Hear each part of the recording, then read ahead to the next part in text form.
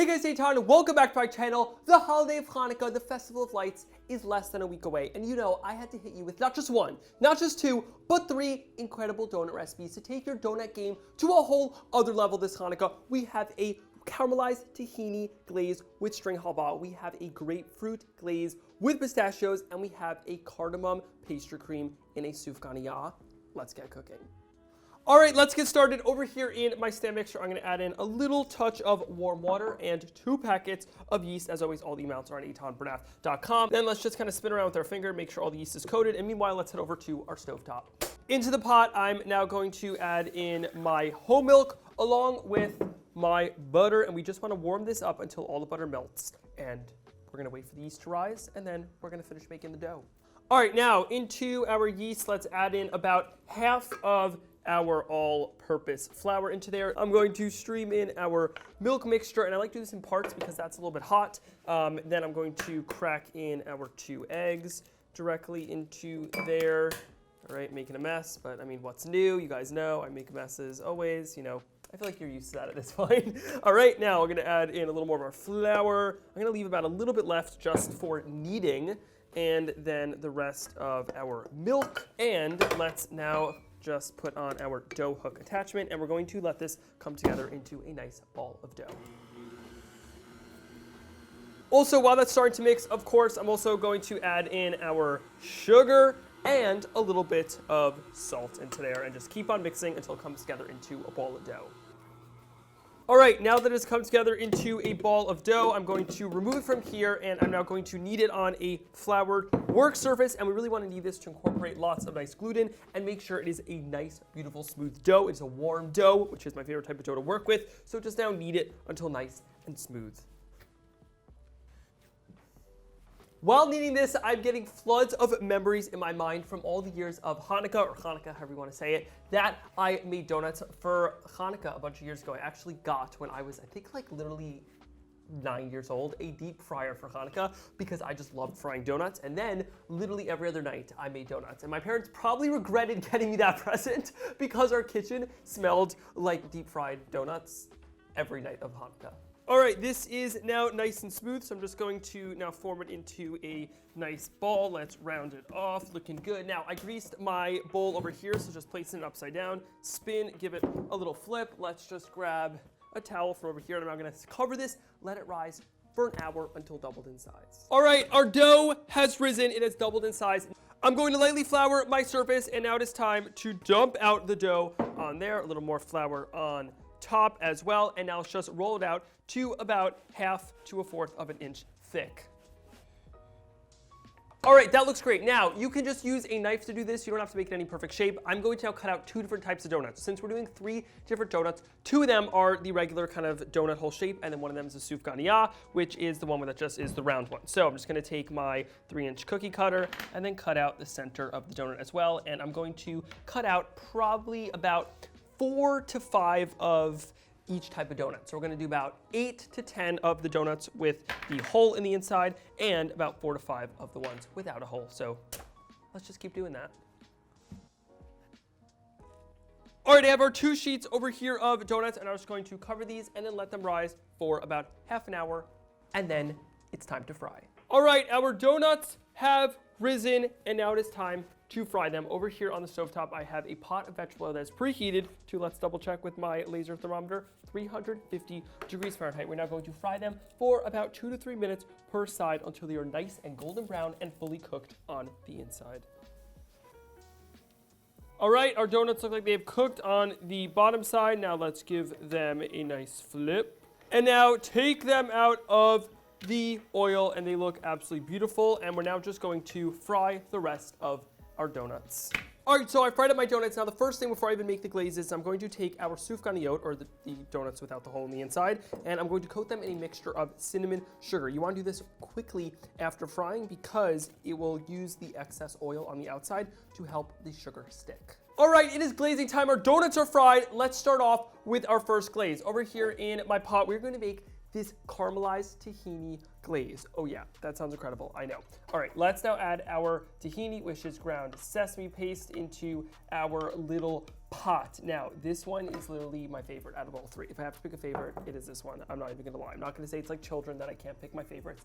I can pick my favorite, and it is this one. It is so good. These two are also delicious, but I mean, this one is like out of this world. Now, I'm going to go in there with our butter, our tahini, our honey, and now I'm just going to start stirring this while it comes together to a light simmer and then a boil. And now meanwhile, let's make our blood orange glaze. So I'm gonna cut my blood orange in half, and as you can see, it has this beautiful like blood color. It literally looks like it is bleeding. I'm now going to squeeze all of the juice of the blood orange, trying to be careful that doesn't get all the juice all over me. Squeeze that into our powdered sugar. Now, you may notice it has a beautiful color. When you add it to the powdered sugar, it will actually just dilute the color because there's so much more powdered sugar. So I add food coloring into here to make it even more like colorful and make it pop. But if you don't like food coloring, it'll taste just as delicious. Obviously, without, it just won't have as bright of a color. I'm now also gonna go in there with some melted butter. And let's now first just mix this until it fully comes together. All right, our glaze looks amazing. It is this light pink color. Now, again, this is just me. I like to make this have a much darker color. I think it pops even better. So I'm gonna add in a bunch of squeezes of my red food coloring, and then to make it almost like a deep purple to kind of mimic that, I'm actually gonna go in there with one little drop of blue. Obviously, you can have fun and kind of mix and match whatever you'd like. All right, let's mix this together. All right, this is perfect. That is the exact color that I want. I'm now gonna set this aside, and let's go over here and keep on stirring our tahini. All right, I'm stirring my tahini. It looks like my butter's almost completely melted. So let's get that on a nice high flame. That is looking good. We want to now let this kind of simmer and caramelize for about 3 to 4 minutes. All right, looks like this is now getting kind of caramelized. There's some little chunks. That is all good. All right, perfect. That got nice and caramelized. Now, I'm going to pour this directly into my powdered sugar. Now, I know it might look a little crazy right now, but just give me a second. Stir this together, and I'm also going to add in just a touch of milk and then stir it together. You may need a little more milk, you might need a little less milk, so always want to start with less milk because you can always add milk, but you can't take it out.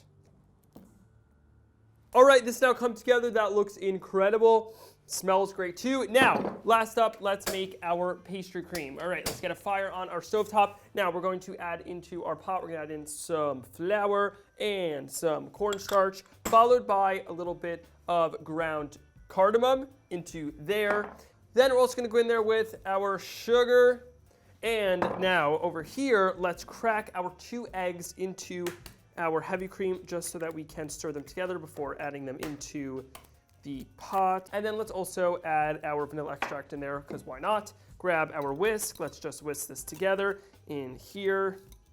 All right, and now let's pour this mixture into our pot and just start stirring it. So you're going to cook it on a medium flame and really just whisk this so it is fully combined. We do not want lumps. And keep a close eye on it because it will start to thicken in front of your eyes.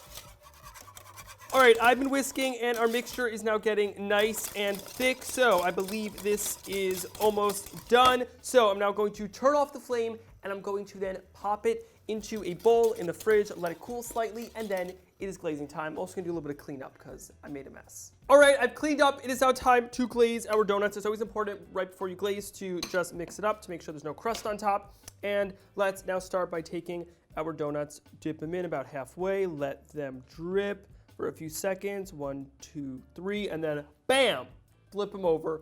Look how incredible those look. Now you wanna wait about 30 seconds before topping them, each with the actual pistachios. I find just waiting a few seconds helps it set slightly so that the pistachios actually stay in place and don't just leak all the way down. All right, that looks incredible. Now let's top them with chopped pistachios on 1/2, and how insanely beautiful is the contrasted color from the chopped pistachios and the glaze. It is incredible. Next up, we have our tahini glaze. I'm just gonna stir, like I said, to make sure there's no skin on top. Take our donut, dip it in there, let it drip, flip, and then place it onto our cooling rack. So let's just repeat with the rest.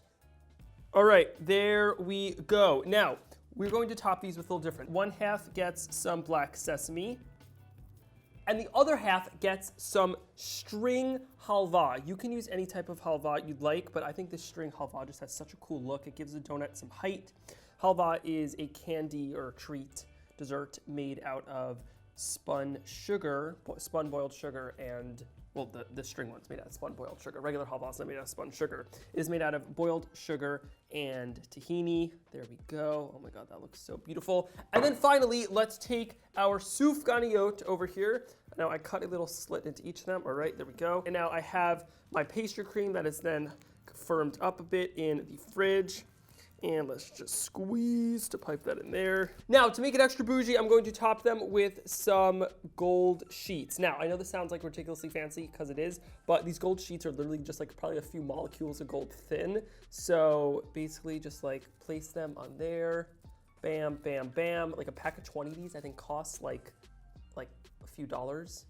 Check that out. How fancy does that make it look? Let's just repeat with the rest. Bam! Look at these 3 beautiful donuts. It is now time to dig in. I'm just gonna go in for a bite literally right here. First up, let's try the blood orange glaze with pistachios.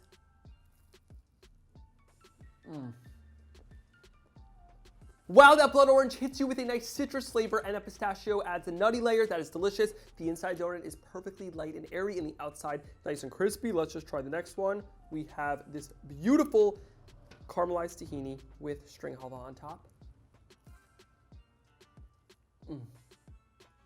I am in donut heaven right now. That caramelized tahini is seriously a type of tahini flavor that I didn't have in my life before I made this, and now I do, and forever my life will be changed. It is so nutty, so delicious. That string halva on top, it's worth the drive. I drove actually an hour to find this. It is so delicious. Now finally, the most famous type of donut on Hanukkah is a soufganiya. Let's try one. I'm gonna take a bite straight for the gold.